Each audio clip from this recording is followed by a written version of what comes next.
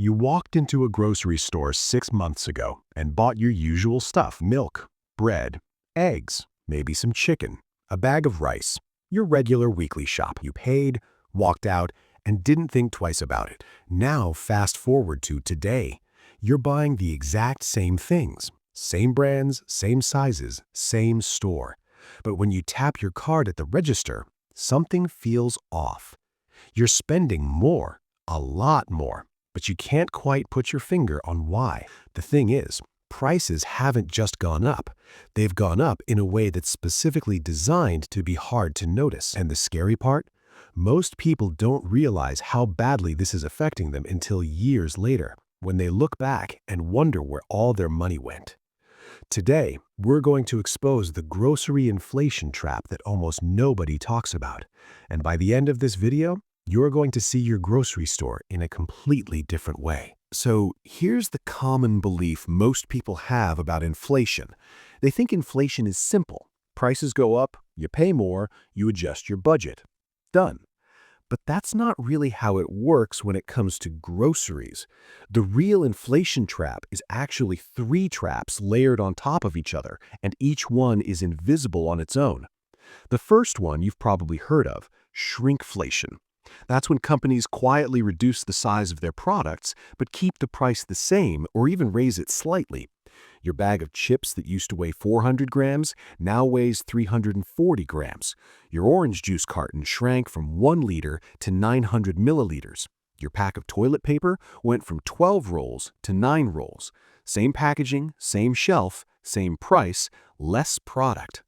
But here's the thing: shrinkflation is actually the most obvious trap of the 3, and most people are still missing it because the other 2 traps, they're even sneakier, and they work on your psychology in ways you might not expect. Let's talk about the second trap: ingredient substitution. This is when a company changes what's inside the product without telling you.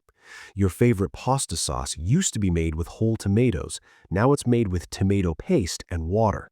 Same jar, same label, but the quality quietly dropped. Your peanut butter that used to have 2 ingredients, peanuts and salt, now has palm oil, sugar, and stabilizers added in. Your bread that used to last 4 days before going stale now lasts 8 days because it's been pumped full of preservatives and fillers. The price might be similar, but what you're getting? Fundamentally different. And here's where psychology kicks in. Our brains are wired to judge things by familiar anchors. If the package looks the same, our brain registers it as the same. We don't reevaluate every single product we buy every week. We rely on habit and familiarity. This is called the status quo bias. Our brains are lazy in the best possible way. They're trying to save energy, so we just keep buying what we always buy, assuming it's still the same deal it always was. Companies know this, and they use it. Now, the third trap is the one that actually destroys long-term wealth, and almost nobody talks about it. It's called the price anchoring effect. Here's how it works. When you first start buying a product, say a jar of pasta sauce, and it costs $4, that price gets locked into your brain as the normal price, your mental anchor. Then prices slowly creep up. $4 becomes $4.50. Then $5, then $5.50, and each individual jump feels small, manageable, not worth making a fuss over. But zoom out over 2 years, and that jar of pasta sauce just got 37% more expensive. Your brain never triggered an alarm because each individual step was too small to notice, like the famous metaphor of the frog in boiling water. Turn up the heat slowly enough, and the frog never jumps out. And this is exactly what grocery inflation does to your finances. It creeps slowly, gradually, until one day you realize your grocery bill is $200 a month higher than it used to be, and you have absolutely no idea when or how that happened. But it gets worse, because these 3 traps don't just affect your grocery bill in isolation, they affect your entire financial picture. Here's the deeper idea that most people completely miss. The grocery inflation trap is not just a spending problem, it's a wealth-building problem. Think about it this way.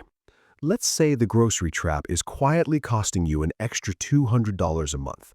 That's money you didn't budget for, money that used to go somewhere else, maybe into savings, maybe into investments. Now let's do some quick math. $200 a month over 10 years with even a modest 7% annual return in an index fund. That's over $34,000 in lost potential wealth. Not because you made a bad investment decision, not because you took a risk that didn't pay off, but simply because your grocery bill slowly, silently ate away at what could have been your future. And here's the psychological layer that makes this even more insidious. When we lose money on a stock or a bad investment, we feel it. We see the number drop. It's visceral, painful. We learn from it and we adjust. But when we spend more on groceries, we don't feel it the same way. It doesn't feel like a loss. It feels like just the cost of living, normal life stuff. Psychologists call this distinction pain of paying.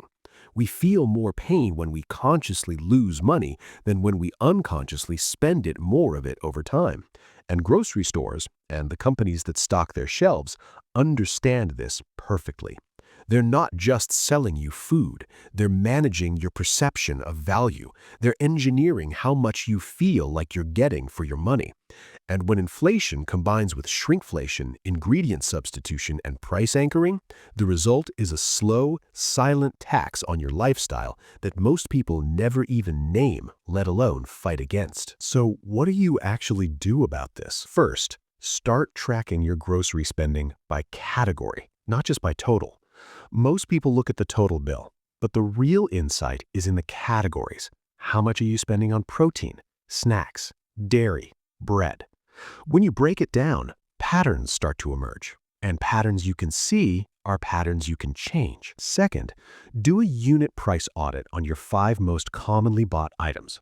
Grab your phone, open the calculator, and divide the price by the weight or volume. That gives you the true cost per gram or per milliliter. Compare that number to what it was a year ago if you can.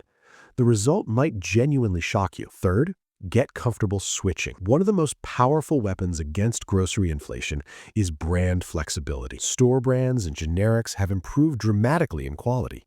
In many cases, blind taste tests show people prefer them over the name brand.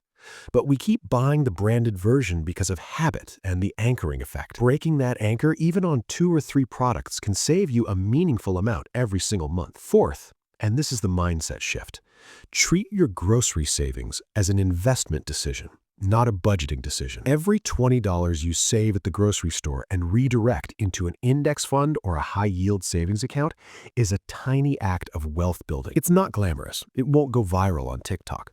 But compounded over years, it's real money. The people who build wealth quietly aren't always the ones making the most. They're often the ones who've plugged the slowest, least dramatic leaks in their spending. And grocery inflation is one of the leakiest pipes in most people's financial lives. Here's the thought I want to leave you with. The most dangerous financial traps are rarely the dramatic ones. They're not the market crashes or the job losses or the big unexpected bills. Even though those hurt, the most dangerous traps are the quiet ones. The ones that move slowly enough that your brain never registers them as threats. Grocery inflation is the perfect example. It's not dramatic. It doesn't make headlines the same way a stock market crash does, but it operates on your finances every single week, 52 weeks a year, year after year. And the companies designing those shrinking packages and tweaking those ingredient lists are counting on one thing above everything else: that you won't notice. So now you know, and awareness is the first step to doing something about it. Because here's the truth about building wealth. It's not always about making more. Sometimes it's about losing less, slowly, deliberately, in places that don't feel important until you zoom out and see the big picture. Your grocery store isn't the enemy, but it is a financial environment. And like any financial environment, you'll do a lot better in it when you understand the rules of the game. If this video made you see your grocery bill differently, share it with someone who needs to hear it. And if you want to go deeper on how to protect your wealth from the quiet drains that nobody talks about, subscribe. Because there's a lot more where this came from. See you in the next one.